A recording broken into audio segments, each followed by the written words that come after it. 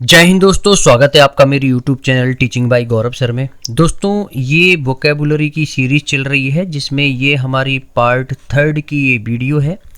और इस part third की वीडियो में आज हम ओरिजिन एंड रिलेटेड कुछ वर्ड सीखेंगे।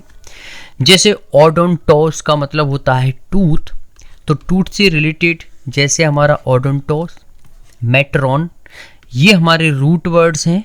और ओडोंटोस का मतलब होता है टूथ, तो जब किसी वर्ड में ओडोंटोस आपको दिख जाए तो समझ लेना वो कोई ना कोई टूथ यानी कि दांत से रिलेटेड है। मेट्रॉन का मतलब होता है दोस्तों मापना या मेजरमेंट। तो इन्हीं रूट के बेस पर हम कुछ वर्ड सीखेंगे और जहां से आपके एग्जाम में antonym, synonyms, one word substitution, error, fillers, इनसे रिलेटेड क्वेश्चन पूछे जाते हैं जो वोकैब से रिलेटेड है। और अगर ये वीडियो आप देख लेते हैं तो ये जो आप अपनी स्क्रीन पर वर्ड्स देख रहे हैं ये सीखने वाले हैं। कौन कौन से वर्ड्स आप सीखने वाले हैं? पहला हमारा है periodontist, endodontist, exodontist, thermometer, barometer, sphygmomanometer, osteopathy, chiro यानी कि कीरोपोडिस्ट, कीरोप्रैक्टर। ये जितने भी आप वर्ड्स देख रहे हैं बहुत ही ज़्यादा खतरनाक से आपको लग रहे होंगे, लेकिन इस वीडियो के अंत तक ये जितने भी वर्ड्स आप अपनी स्क्रीन पर देख रहे हैं आपको पता ही नहीं चलेगा ये कब ना कब आपको याद हो गए।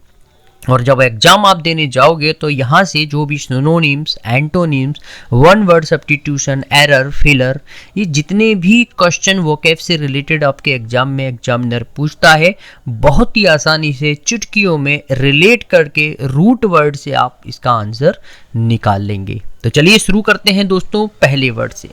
पहला दोस्तों जो वर्ड है हमारा वो है पेरियोडोंटिस्ट।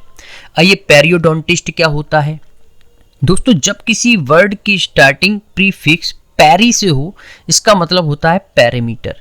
पैरामीटर निकलकर आया है यानी कि पैरामीटर से ही पैरी बना है, तो आपको रिलेट करना है। पैरामीटर का मतलब होता है परिमाप या चारों ओर। आपने अपने मैथमेटिक्स में क्वेश्चन भी के रखे होंगे कि कोई रेक्टेंगल है तो इसका ये जो पैरामीटर है वो हमें निकालना है, तो आप इसका फॉर्मूला पैरामीटर का लगाते थे। इसका मतलब होता है इसके चारों ओर का जो भी पार्ट होता है। तो इतना तो आप समझ चुके होंगे कि पैरामीटर का मतलब क्या होता है। पैरामीटर का मतलब परिमाप होता है। यहाँ पर लिखा हुआ है ओडोंट, ओडोंट आया है। ओडोंटोसिस का मतलब होता है दांत। और जब वर्ड की लास्ट में IST आपको सफिक्स दिख जाए तो इसका मतलब होता है द पर्सन हु। अब आपको इस वर्ड का मतलब पता लग गया होगा कि चारों तरफ दांतों के मसूड़े जो होते हैं, अर्थात गम स्पेशलिस्ट जो हमारे मसूड़ों का इलाज करता है, उसे ही हम क्या बोलते हैं? उसे ही हम पेरियोडोंटिस्ट बोलते हैं। ये वाला वर्ड आपको क्लियर हो चुका होगा। दोस्तों मैं आपको बताना चाहूँगा, इसके बाद में एक प्रैक्टिस सेट पेपर रखूँगा।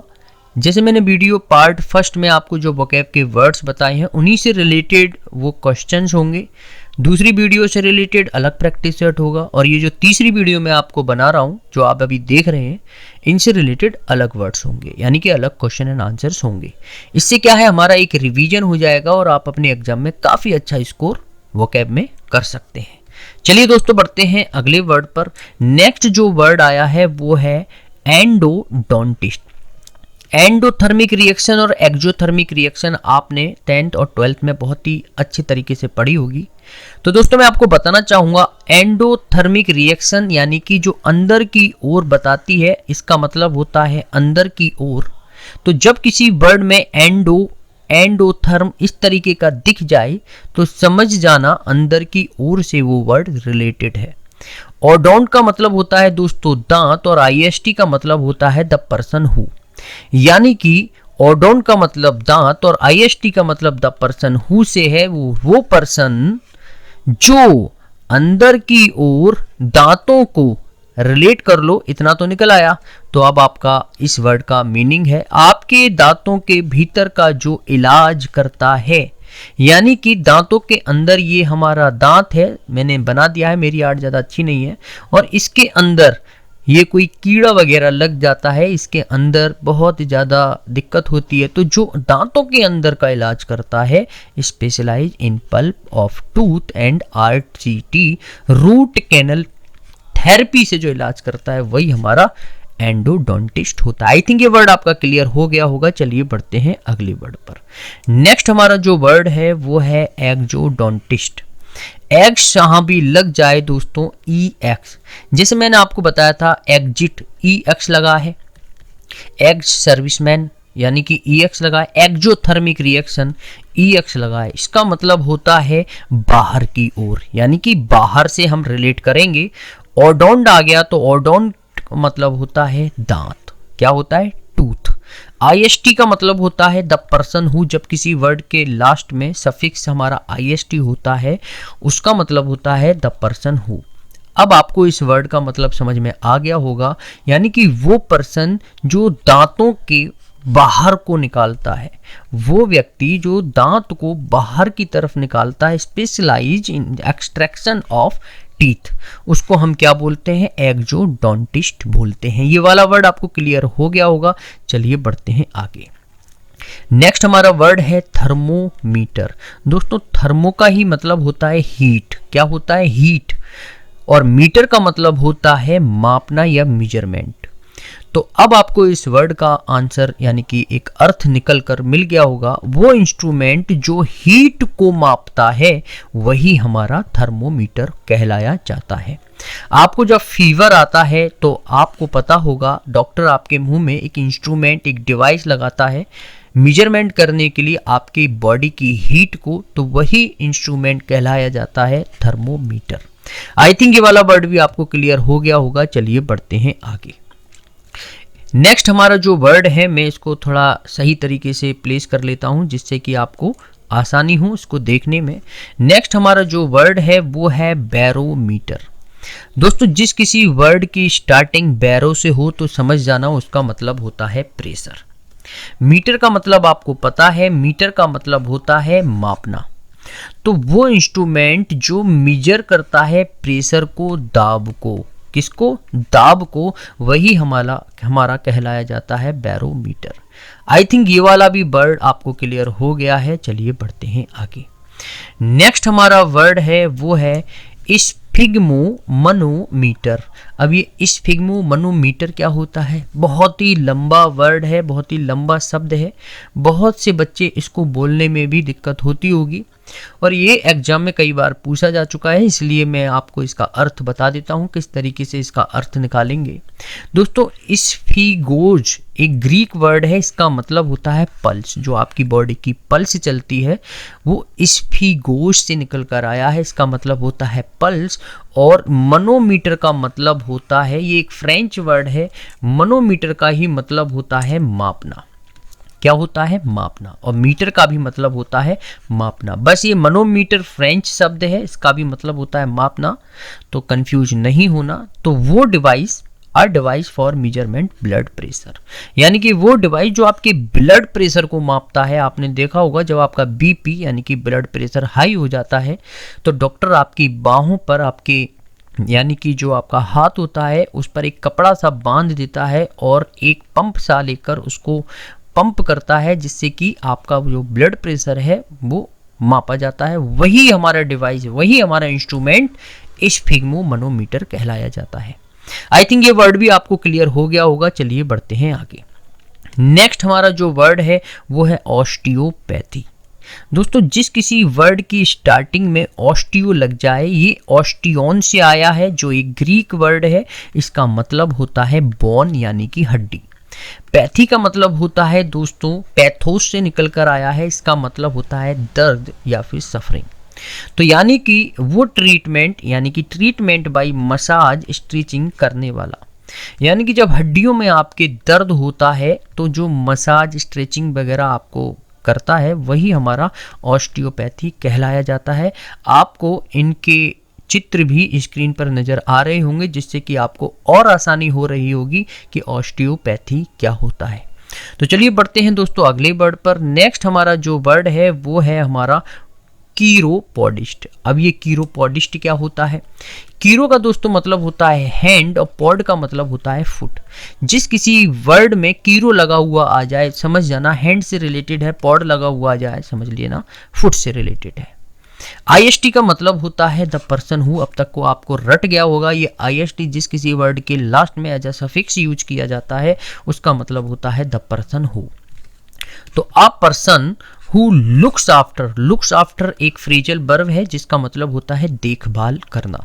ये कई बार आपके एग्जाम में आई है, तो इस फ्रेजल वर्ब को भी ध्यान रखना है कि लुक आफ्टर का मतलब होता है देखभाल करना। Looks after people's feet and hand, जो लोगों के फीट यानी कि पैर और हाथ की देखभाल करता है, यानी कि वो पर्सन जो लोगों के हाथ पैरों का इलाज करता है, जिसे हम पाद चिकित्सक भी बोलते हैं, वही हमारा इंग्लिश में कहलाया जाता है कीरोपोडिस्ट। आप चित्र भी देख रहे होंगे जिससे कि आपको आइडिया लग रहा होगा कि कीरोपोडिस्ट क्या होता है। दोस्तों इस तरीके से मेथड होता है लर्न करने का। बच्चे रटते हैं तो हमें रटना नहीं है, क्योंकि रटने वाली चीज़ एक हफ्ते एक महीने तक स्टेबल रहती है माइंड में, उसके बाद ब्रेन वॉश हो जाता है, समझ में नहीं आता है उसका मतलब क्या है। चलिए बढ़ते हैं दोस्तों 9th वाले वर्ड पर। नेक्स्ट हमारा जो वर्ड है वो है हमारा कीरोप्रैक्टर। ये कीरोप्रैक्टर क्या होता है? कीरो का दोस्तों मतलब होता है, अभी मैंने ऑलरेडी बताया, हाथ होता है।